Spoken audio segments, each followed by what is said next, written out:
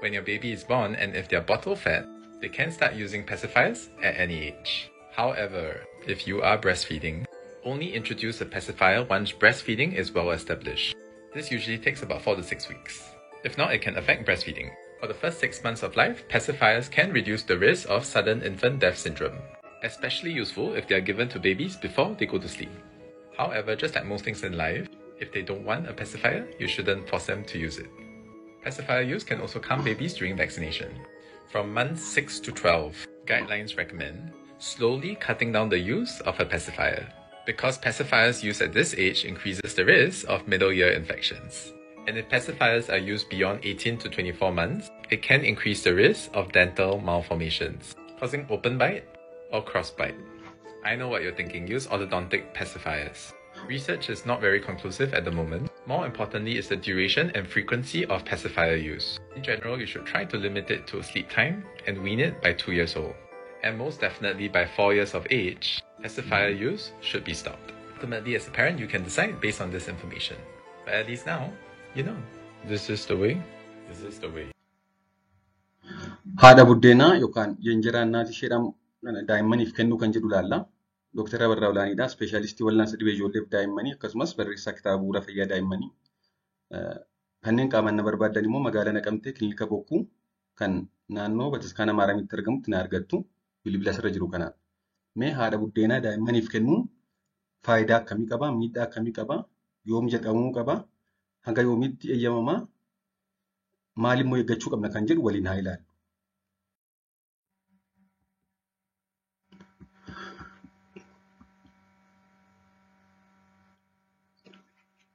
Daa'imman egaa erga umuriin isaanii ji'a tokko darbee booda yookaan umurii ji'a tokkoo booda erga harma haadhaa sirriitti qabatanii booda erga ofii sirriitti hodhuu eegalanii booda haadha buddeenaa yookaan yenjeraa naati jedhama kan afaan kaa'uun gaarummaa qaba. Haa ta'u malee ji'a tokko dura jechuunis dhalatanii hanga ji'a tokkootti hangi aannan harma haadha sanaa oomishu hanga isaan luugan kan namni isaan xuuxan irratti hundaa'uudhaan waan ta'eef ammaa xuuxuu qabu. Kanaaf ji'a tokko dura haadha buddeenaa daa'imman afaan kaa'uun hin gorfamu. Saamsaas isa kana baay'ee xuuxanii dadhabuudhaan harma osoo hin xuuxiin hafuu akka harmi haadhaa aannan gahaan oomishne ta'a jechuudha. Akkasumas daa'imman akka sirriitti harma hin qabanne taasisa waan ta'eef ji'a jalqabaa hin kennamuuf. Ji'a tokko booda garuu gaariidha. Dabalataan isaati buddeenaa harma bakka bu'uu hin danda'u, beelas baasuu hin danda'u. Kanaaf harma haadhaa bakka bu'uu hin danda'u. Yeroo san beelaan kennuuf hin qabnu jechuudha. Ji'a tokko duras kennuuf hin qabu. Ji'a tokko booda garuu erga isaan harma haadhaa sirriitti qabatanii jajjabaatanii booda jalqabsiisuu ni dandeenya. Benefits of pacifiers. There are several potential benefits to using pacifiers for young children. First, the sucking motion can be soothing and calming for infants, helping to reduce their stress and anxiety. This can be especially helpful during teething periods, when babies may be more irritable than usual.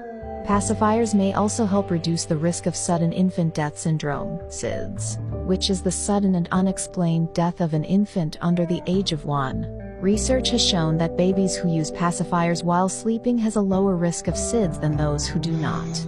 Furthermore, pacifiers can help babies learn to self-soothe, which can be a valuable skill to develop as they grow older. This can lead to better sleep habits and less reliance on other soothing methods, like rocking or being held.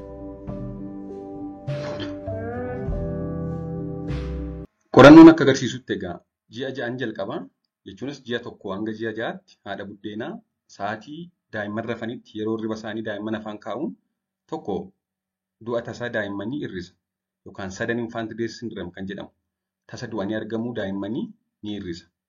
Yeroo darbee waa'ee kanaa barnoota hojjedheera. Tasa du'anii argamuun daa'immanii dhibee daa'imman umuriin isaanii ji'a tokko hanga waggaa tokkootti akka lubbuu isaanii tasa dhabanii argaman kan taasisu keessaa isa jalqabaadha dheeraa.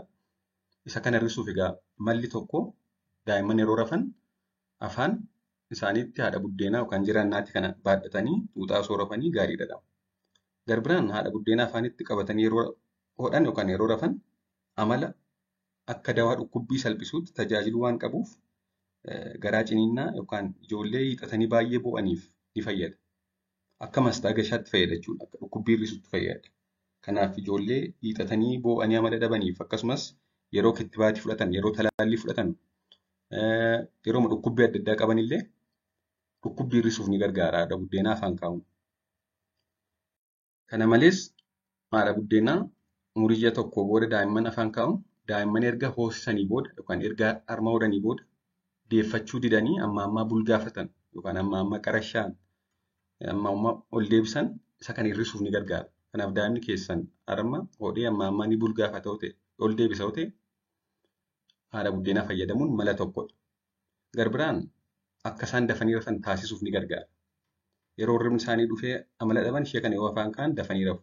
Akkasumas akka isaan dafanii rafan qofa osoo hin ta'in akka isaan walitti fufinsaan sa'a dheeraa rafanis ni gargaara buddeenaa.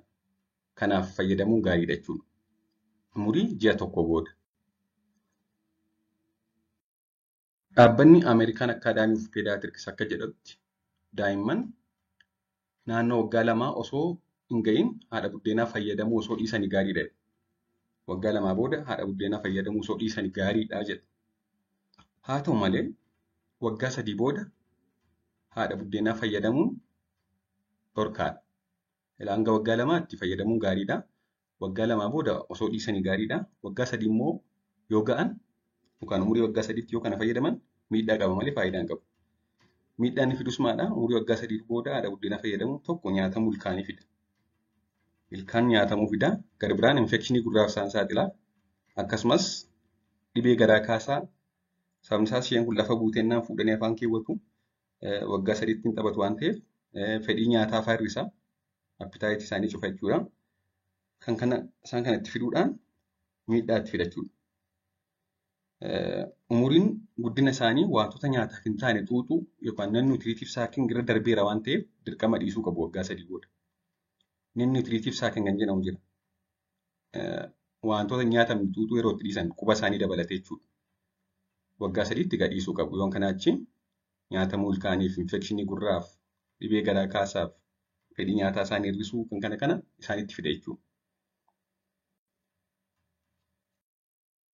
Akka waliigalaatti egaa akka of eeggannootti wanta kana yeroo daa'immaniif kennan maatiin jechuudha kan gochuu qaban jalqaba qulqullina haadha buddeenaa kana yookaan injera naatii kana sirriitti eeguu fi yeroo yeroon miicuu fi jijjiiruu 2-3 yoo qabaatan tokko miicuudhaan tokko kennuu fi qulqullina isaa sirriitti eeguu. Kana malees immoo hanga daa'imni harma sirriitti qabatutti kennuu fi dhiisuu akkuma ji'a jalqabaa kennuu fi dhiisuu. Akkasumas haati buddeenaa harma haadhaa bakka hin bu'u waan ta'eef yeroo isaan beela'an haadha buddeenaa kan injera naatii kana afaan kaa'uu dhiisuu. Dhukkubbii hir'isuuf ni fayyada. Akka isaan dafanii rafan taasisuuf ni fayyada. Bulgaafachuu hir'isuuf ni fayyada. Sudden infant death syndrome yookaan tasa du'anii argamuu daa'immanii hir'isuuf ni fayyada garuu beela bakka hin bu'u. Kanaaf yeroo isaan beela'anii bu'an kana kennuuf hin qabu. Waan dhaggeeffattaniif hedduu galatooma. Gaaffii qabaannaan koomentii jala naa kaa'aa. Turtii gaarii.